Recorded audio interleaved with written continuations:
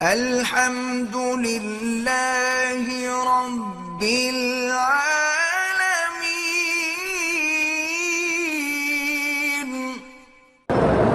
کہتے جی میرے چند رشتہ دار جو ہیں میرے دشمن بن گئے ہیں، بہتر تو میرا بھائی یہی ہوتا ہے کہ ان کے لیے دعا کریں کہ اللہ قادر ہے ان کے دلوں کے اندر رحم ڈال دے اور تیرا دوست بنا دے،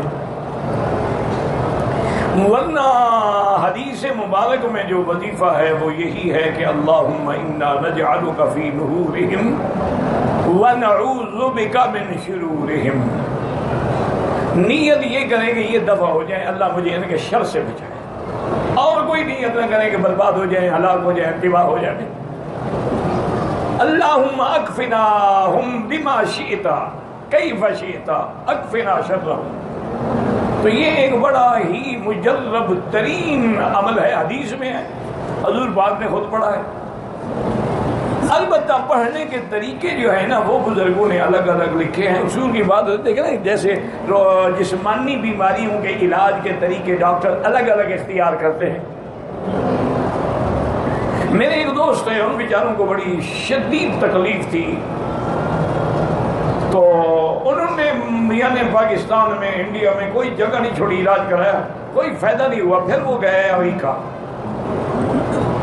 وہاں جب گئے تو انہوں نے ان کے سارے چیک اپ دوبارہ کیے، چونکہ وہ کسی کی نہیں مانتے۔ آپ پہلے نتیجے دے دیں نا لیبارٹریز وغیرہ کے، وہ نہیں مانتے۔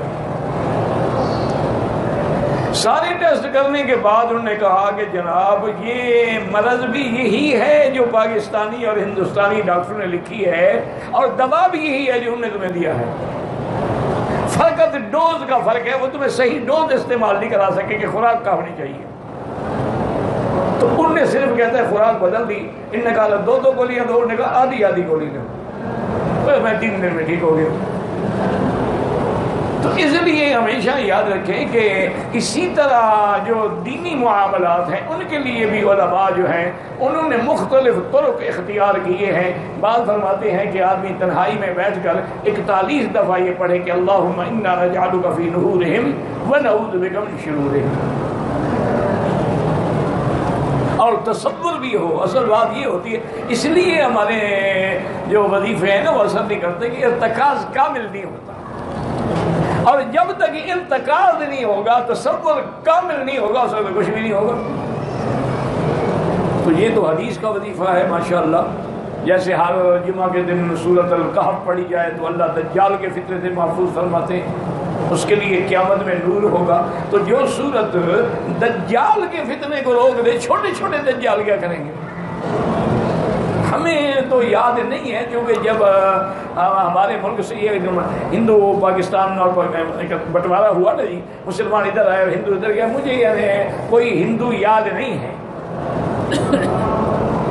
کہ بھئی کسی کی شکل یاد ہو یا کسی کا نام یاد ہو۔ بعد میں جو سناتے تھے لوگ کسے، وہ تو یاد ہیں، لیکن خود نہیں دیکھا ہو تو بات چھوٹا ہوگا، یاد نہیں۔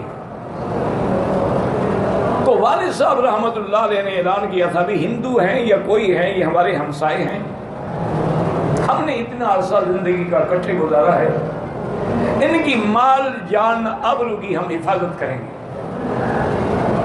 تو انہوں نے ان کی جوان لڑکیاں، عورتیں سارے ایک محل میں جمع کر دی، اور ان کا سونا چاندی ہر چیز جمع کر دی، اور کہا کہ جب یہ آہستہ آہستہ زور بیٹھ جائے گا جھگڑے کا، اپنا اپنا مال لے کے آپ لوگ چلے جائیں۔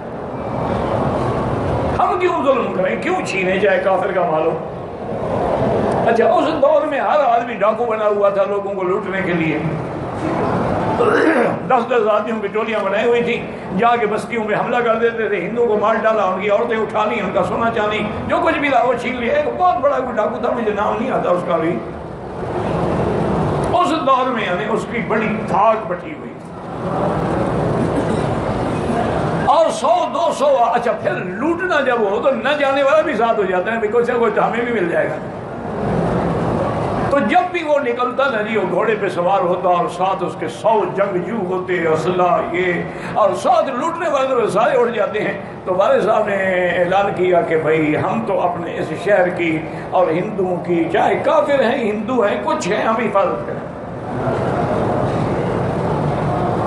انہوں نے نے پیغام بھیجا اس ڈاکو نے کہ مولانا سے کہیں کہ خدا کے لیے آپ ہمارے راستے سے ہٹ جائیں، اور آپ ہمارا کچھ کر بھی نہیں سکتے، مقابلہ بھی نہیں کر سکتے، آپ ہٹ جائیں۔ اگر آپ نے ہمیں روکنے کی کوشش کی تو سب سے پہلے آ کے میں تمہیں، تمہارے خاندان کے بچوں کو بھی قتل کروں گا، اور ہندو کا مال تو لوں گا ہی لوں گا، آپ کے گھر کے اندر ہے وہ۔ تو ہمیں جو بتاتے ہیں طلباء کہ آپ کے والد صاحب نے کہا کہ بھائی اللہ کے گھر میں سارے طالب بیٹھ جاؤ اور سورۃ الکہف پڑھنی شروع کر دو، اور فرماتے ہیں کہ خود گھوڑے پہ سوار ہوئے اور پورے شہر کا چکر لگایا، اور چکر لگانے کے بعد واپس آ گئے، اور اپنے 8 10 100 50 جو بھی ساتھی تھے ان سے کہا کہ تیار ہو کے مقابلے کے نکلو، مقابلہ کریں گے۔ سب لوگوں نے کہا کہ حضرت کیا مقابلہ کر سکیں گے، ہمارے پاس تو لکڑیاں ہیں۔ ان کے بعد صاحب نے کہا چھوڑو بھائی اس بات کو، ہم نے ان ہمسائے کی حفاظت کریں، ہمسایہ کافر بھی وہ حفاظت کرنی ہو۔ والد صاحب بھی گئے، 50 100 طالب بھی ساتھ چلے گئے۔ اللہ کی شان دیکھیں کہ جب آمنا سامنا ہوا نا جی، اب وہ فائر کریں تو بندوقیں نہ چلیں، ایک کی بندوق نہیں چلی، اور ہمارے بھی جو طالب تھے لکڑیوں سے مار مار کے انہوں نے ان کا ستیہ ناش کر دیا۔ اتنی دیر میں ملٹری بھی آ گئی اوپر، انہوں نے تو پھر ان کو ڈھونڈ ڈالا کہ تم ڈاکے مارتے ہو۔ یہ کس نے کہا ہے کہ لوگوں کو لوٹو، ہر کوئی جائے اپنے اپنے ملک میں وطن سے جائے، آرام سے جائے۔ تو سورۃ الکہف کا طلباء کہتے تھے اس دن ہم نے نظارہ دیکھا جب آپ کے والد صاحب نے کہا کہ سورۃ الکہف پڑھو، اور خود چکر لگایا کیا پڑھا، وہ کہتے اللہ کو پتا، ہمیں نہیں پتا، لیکن نتیجہ یہ نکلا کہ بالکل وہ معلوم ہوتا ہے۔ اور جو ڈاکو بھاگ گئے بچ گئے، انہوں نے کہا کہ ہمیں بالکل ایسے معلوم ہوتا تھا کہ ہم اندھے ہو گئے، نظر بھی کچھ نہیں آتا۔ تو اللہ کا قرآن تو بڑی بات ہے، بس بات وہی ہے کہ یقین بھی تو ہو نا۔ ہمارا تو سچی بات یہ ہے کہ نہ اب زمزم حضور نے فرمایا شفا ہے، تو ہم زمزم کے گلاس سے 2 پیناڈول کا گولی ابھی ساتھ کھا رہے ہوتے ہیں، تو یقین زمزم پہ ہے یا پیناڈول پہ ہے؟ کیا بس ایسے تماشا۔ اچھا کئی مولوی تو میں دیکھا زمزم پہ دم کر رہے ہو، وہ تو خود شفا ہے، تم کس بات کا دم کر رہے ہو یار؟ ماء زمزم شفا، شفا، اور ماء زمزم لما شرب لہ، زمزم کا پانی جس غرض کے لیے پیو، بیماری نہیں، جو تمہارا کام نہیں ہوتا، کام رکا ہوا ہے، رشتہ نہیں ہوتا لڑکی کا، زمزم اسی نیت سے پیو، کیونکہ حدیث میں ہے کہ ماء زمزم لما شرب، جس غرض کے لیے پیو گے وہی غرض اللہ پوری کر دیں گے۔ لیکن یقین بھی تو ہونا